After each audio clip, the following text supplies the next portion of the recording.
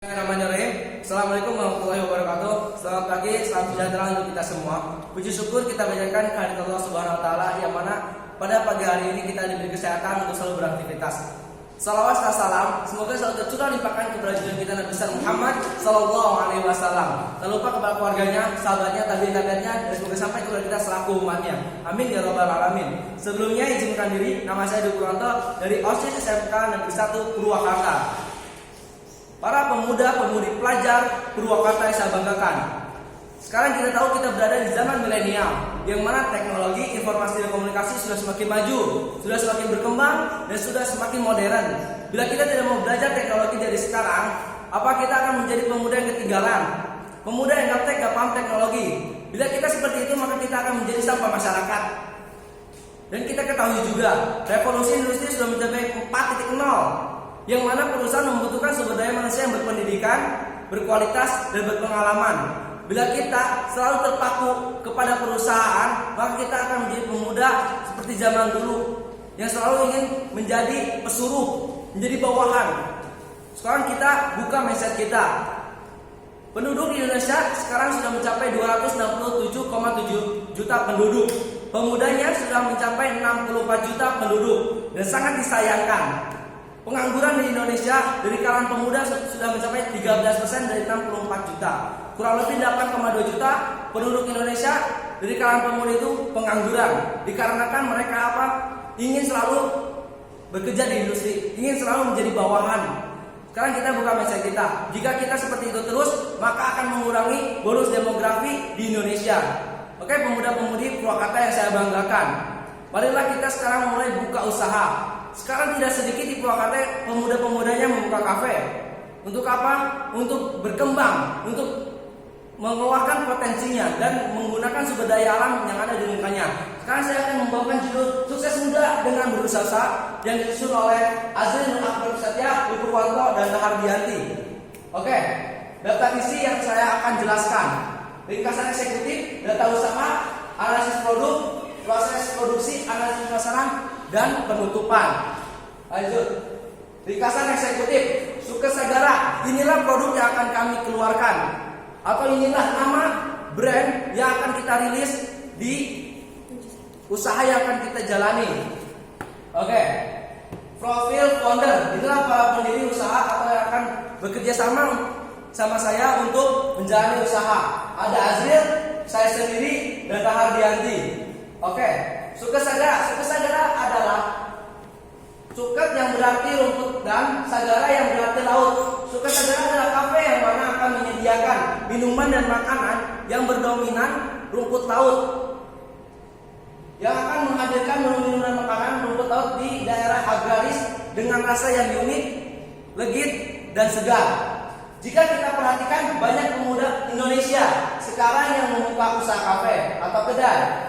Dari yang belum lulus sekolah sampai yang sudah lulus sekolah. Banyak sekali kafe yang maju, namun tak sedikit pula yang gulung tikar, apalagi di masa pandemi COVID-19.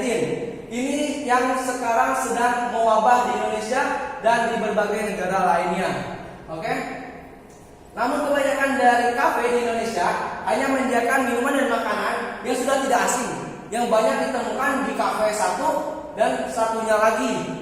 Karena faktor itulah kami mengangkat peluang usaha untuk membuka usaha rumput laut. Sasaran kami adalah pemuda, yang mana pemuda ini menyukai suatu hal yang baru dan menarik. Selain itu, kami pun akan membuat suatu acara rutin untuk perkumpulan atau tongkrongan dengan membahas atau suatu hal bersama pemuda-pemuda yang berkeinginan maju dan aktif di masa mudanya.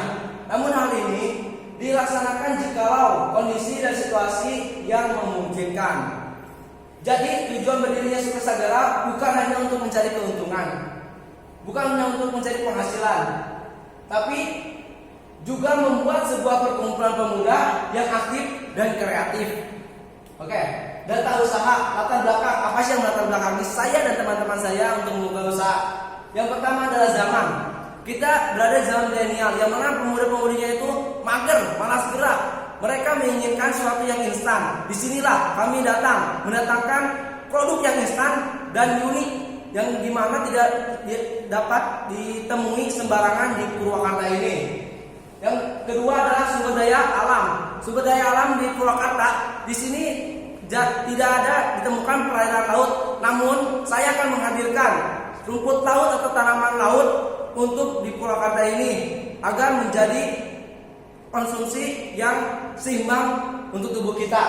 Lanjut untuk kelangkaan. Coba kalian cari di Purwakarta di mana yang selalu menghasilkan rumput laut, di mana penjual rumput laut, dan di mana restoran atau kafe yang memproduksi makanan dan minumannya itu dari rumput laut. Jangan sekali kan disinilah peluang untuk kami atau mindset kami terbuka untuk membuka usaha yang mana makanan dan minumannya berdominan rumput laut. Oke, lanjut.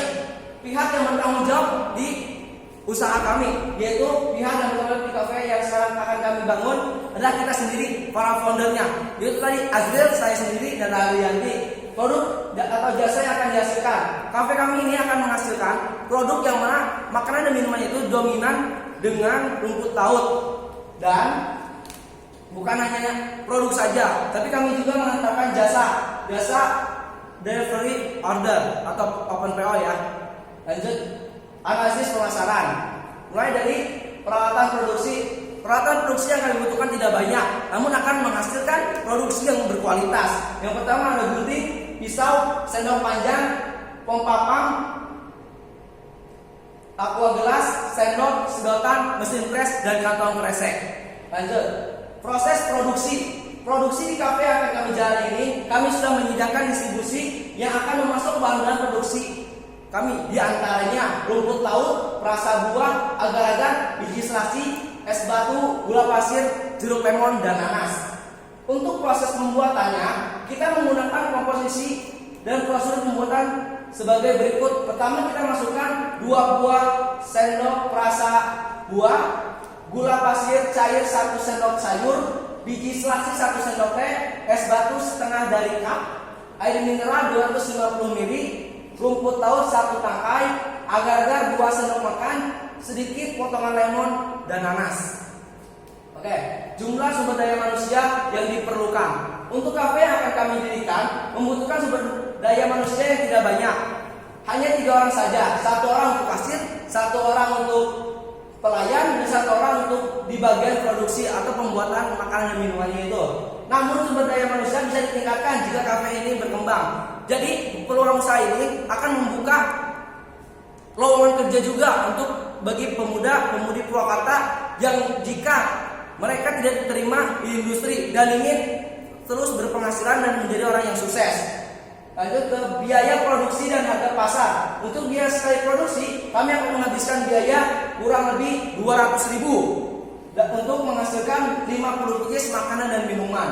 Untuk harga pasar, produk kami ini rata-rata hanya 10.000 per pieces. Oke. Analisis pemasaran. Kita ambil dari faktor pertama, yaitu kondisi pasar. Yang pertama, permintaan dan penawaran. Banyak sekali pemuda-pemudi di Purwakarta ini banyak meminta suatu hal yang unik, yang menarik, yang menurut mereka belum trending di sosial media, dan mereka ingin menjadi yang pertama untuk trendingkan makanan atau minuman atau barang dan jasa yang ada di Purwakarta. Yang kedua, kondisi COVID-19 pada Indonesia ini sudah semakin memburuk. Banyak pekerja dan pelajar dirumahkan. Mereka pasti mencari suatu hal yang baru, suatu hal yang unik di luar sana untuk mereka gunakan, mereka makan, mereka minum, dan mereka gunakan. Oke, lanjut yang ketiga, komunikasi dan informasi. Komunikasi dan informasi ini sudah semakin maju seperti yang saya katakan di awal tadi. Informasi dan komunikasi sudah semakin maju, berkembang, dan semakin modern. Kalau kita ketinggalan terus, mau kapan kita menjadi pemuda yang aktif dan bangkit dan bisa memajukan negeri kita? Lanjut, strategi pemasaran. Strategi pemasaran yang akan saya gunakan hanya 3. Yang pertama, untuk mengenali konsumen.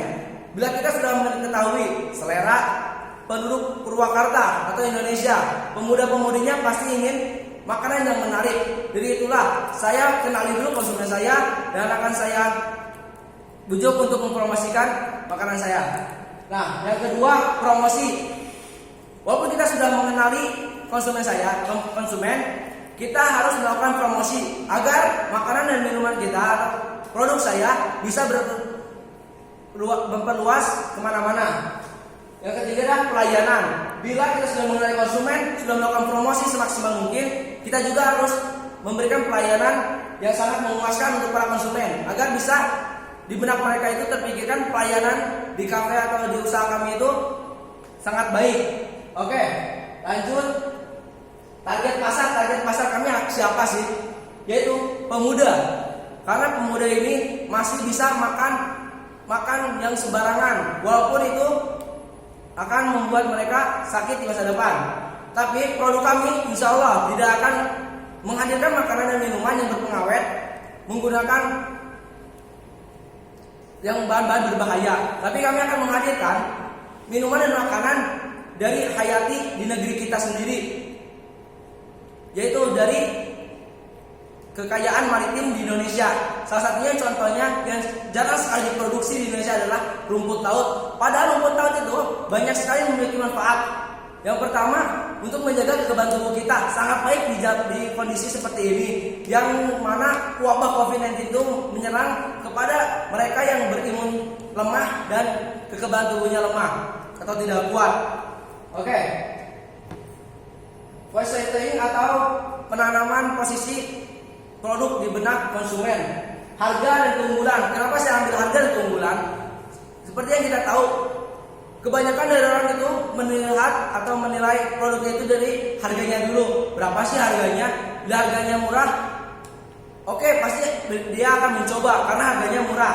Namun bila harga murah tapi tidak sesuai dengan kualitasnya atau kualitasnya buruk, maka konsumen itu tidak akan membeli lagi. Makanya di sini saya cantumkan keunggulan.